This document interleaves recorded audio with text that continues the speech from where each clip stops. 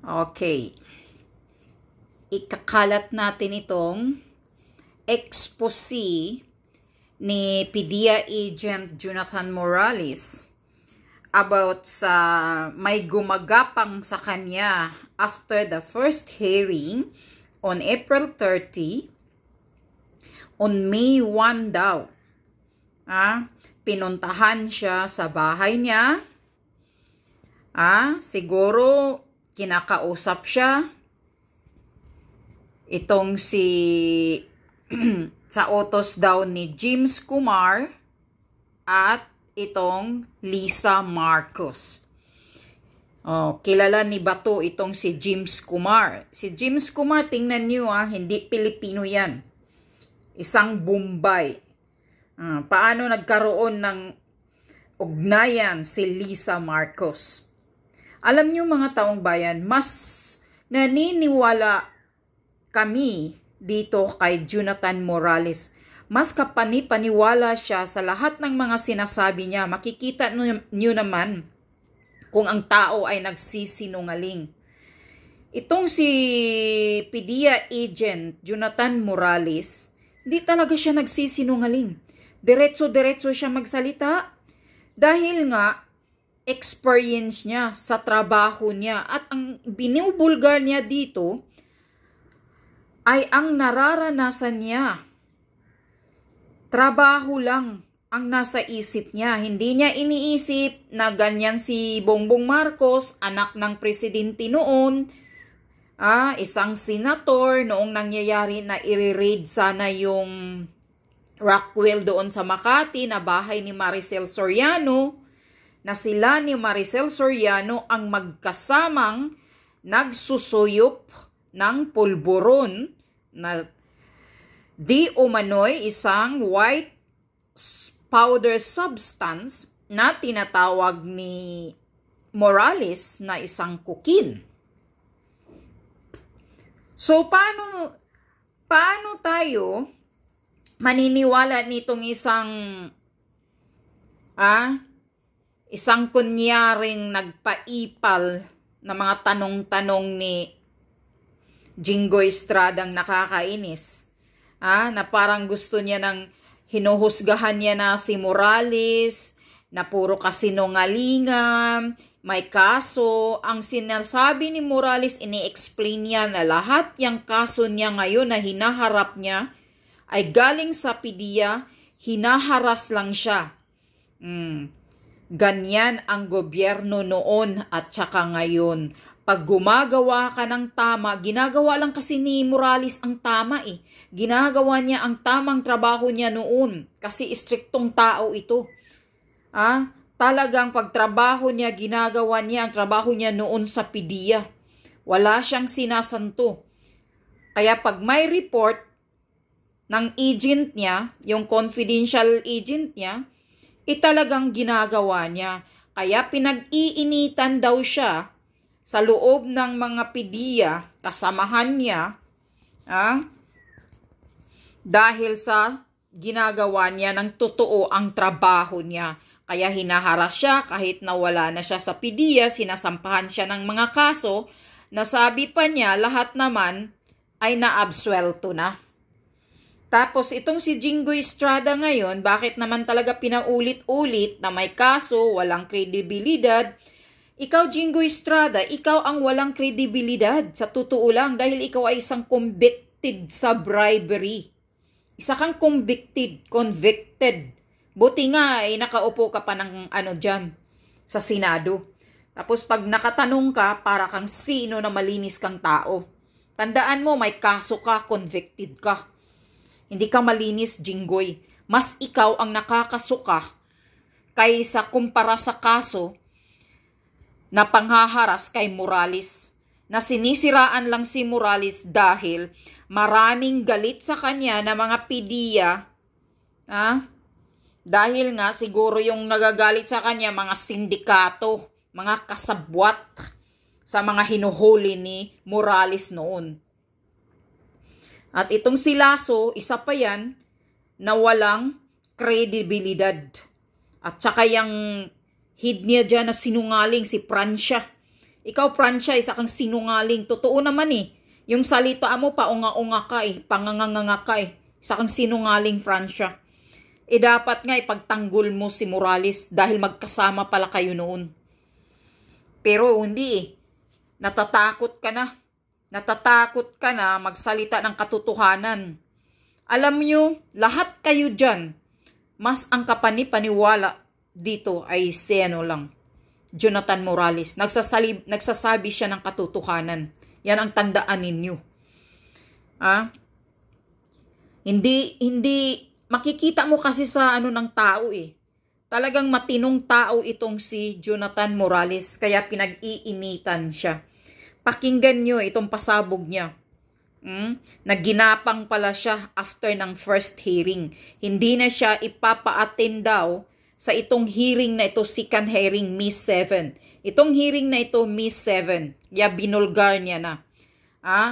Utos ni James Kumar at si Lisa Marcos. Kilala ni Senator Bato kung sino yang si James Kumar.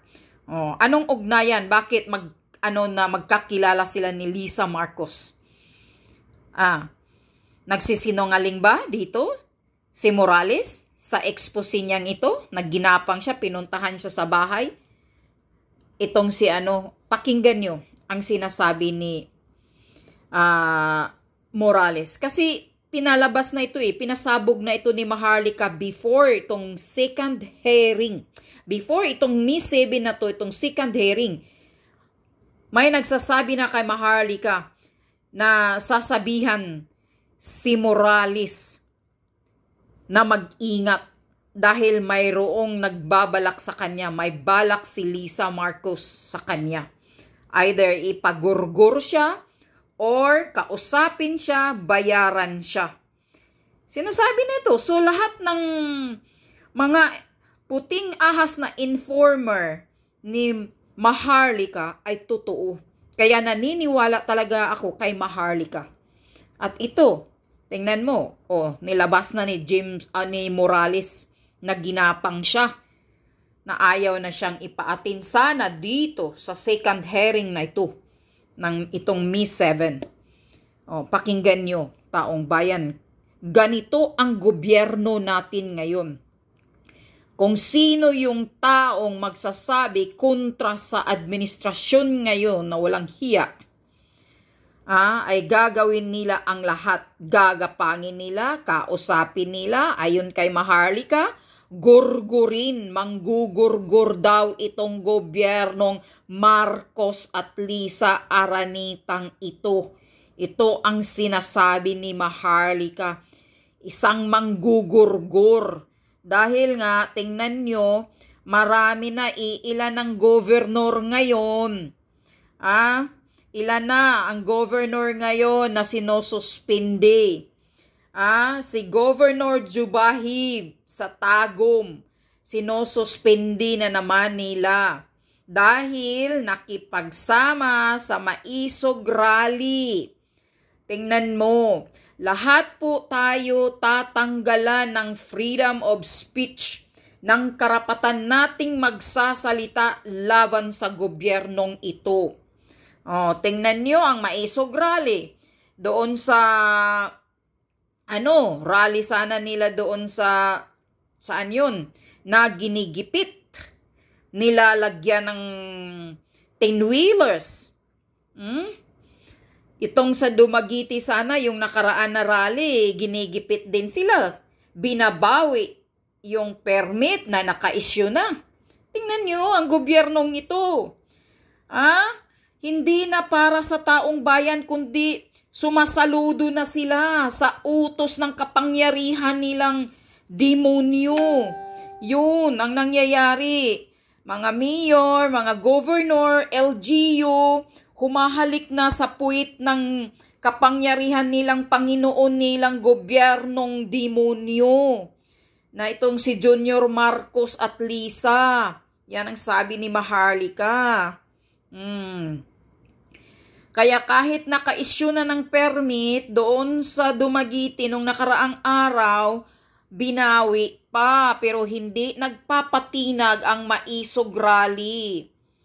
Yan ang tandaan nyo, mga politikong demonyo kayo. Gobyernong walang hiya, kapal ng mukha nyo. Tangina ninyo. Oh. At saka itong si Mamba, Governor Mamba, doon sa Cagayan Valley, Cagayan dyan, sa Luzon. Dahil hindi siya pumapayag, kumukontra siya sa paglalagay ng IDCA site doon sa Cagayan, ngayon tinanggal si Governor Mamba.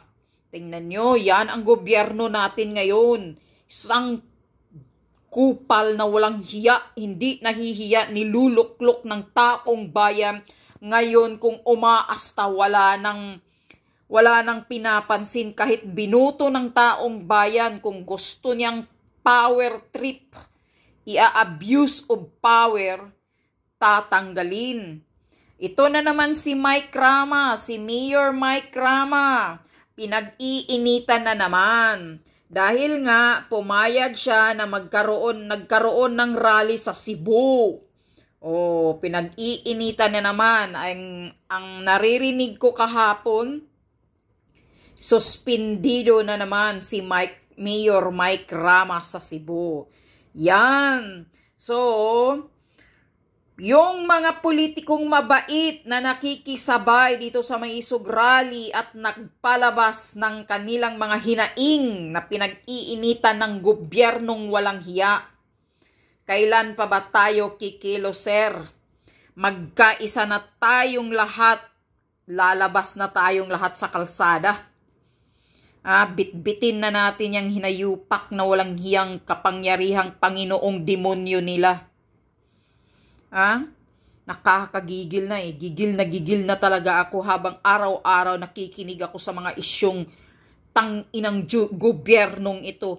Ikaw, Junior Marcos, talagang kapal ng mukha mo. Mag-resign ka. Isa kang inutil, walang hiya ka. Marami nang nagwi-withdraw of support sa iyo. Dahil isa ka talagang walang hiya. Hindi ito demolition job, kundi ito ang nangyayari. Na wala kang ginagawa, nagkabalintong-balintong ang gobyerno, ang Pilipinas natin ngayon. Marami nang humihiyaw, umiiyak sa gutom, tangina ka, wala kang pinapansin. Ang taas ng mga bilihim, yung pang mga jeep driver, imbis na naghihirap sila ngayon, gusto nyo pang ipa-join sa kanilang mga organisasyon na yan, na hindi naman siguro nila kayang magbayad kahit kasi nga kukunti lang yung kita nila. Tapos hindi nyo na pinapayagang makapamasada pag hindi nakasali dyan sa prangkisa na yan. Ginigipit nyo pa yung mga driver natin na namamaniho lang sila para sa pangkabuhayan nila, para may maipapakain sila sa mga anak nila, animal kayong gobyernong ito. Tapos gusto nyo pa lubugin sila sa utang. Ipapa-join sa prangkisa na yan para malubog sila, magbabayad sila sa utang. Ano pa ang kakainin nila kung ganyan man lang? Hindi itong gobyernong ito para sa atin, taong bayan na tutulong sa kahirapan natin, kundi itong gobyernong ito ilulubog tayong lahat, mga ordinaryong tao, sa kahirapan at ilulubog tayo na mamatay tayong lahat. Para sila ang maghari-harian sa bansang Pilipinas. Walang hiya. Hindi ka nahihiya. Niluklok ka ng taong bayan, Marcos Jr. Pero ano ang ginagawa mo? Tong ginagawa mong panggigipit. Ikaw tambaluslos. Tong ginagawa mong ito. Alam namin kagagawan mo to at ni Lisa Marcos, sabi ni Maharlika. Magbabayad kayong lahat. Tandaan nyo. Darating ang panahon, itutuloy nyo itong panggigipit sa taong bayan hanggang na hindi na nila masikmura. Darating ang panahon, hihilain kayo dyan, mga kupal kayong politiko kayo, walang hiya kayo. Kawatan, mga korupsyon, left and right, sobrang paghihirap. Yung mga ninakaw nyo, kung ibinibigay nyo sa taong bayan para makakain, makalamo ng mga ordinaryong Pilipino ng maayos, sana walang reklamo itong taong bayan. Pero kayo lang ang nagpapayaman, mga animal kayo. Korupsyon left and right. Grabing korupsyon ng Pilipinas. Nakakahiya. Nakakahiya. Itong Marcos Jr. na administrasyon. Grabing korupsyon. Wala pa nga ang budget deliberation nila sa hearing. Andyan na ang pera, katulad yung akap-akap ko nire-reserva na yung bilyonis para sa akap nandoon sa sa DSWD. Wala pa ngang pinag-usapan kung saan mapupunta sana yung pira na yan. Tingnan nyo. Sabi pa ni Attorney Trexie, 80% na ng budget for 2024 kinuha na nila. Tingnan nyo, ano palang buwan ngayon? Kinuha na nila ang 80% na budget. Ano na ang mangyayari sa Pilipinas? Itong gobyernong ito talagang walang transparency. Puro pambubulsa lang ang iniisip nila kung paano sila makakamkam. Yan ang iniisip nila kung paano nila maitago ang pera sa bulsa nila. Mga walang hiya talaga itong gobyernong ito. Grabe. Nakapanggigil. Pakinggan nyo. Pasensya na, mataas tong nasasabi ko kasi gigil at galit talaga ako sa gobyernong ito. Pakinggan nyo itong pasabog ni PDEA Agent Morales na talagang ginigipit siya. Ginigipit talaga siya ngayon. Ayaw siyang pagsasalitain. Kung kasinungalingan pa itong pinagsasabi ni Morales, bakit gigipitin siya? Bakit gagapangin siya sa bahay niya? Pinuntahan siya. Nakukuha pa daw ng CCTV sa bahay niya. Yung nagpunta doon, kinakausap siya. Pakinggan nyo to, guys. True. A common friend named Eric Santiago. Yan si Eric Santiago. Alias Picoy. Tingnan natin, dito sa Senado, May 1, may nagpunta po sa akin. At yun nga, yung tumawag yung Eric Santiago, video call. Kaya nga, sabi ko, teka muna, hindi ako nag-ano dun sa video call.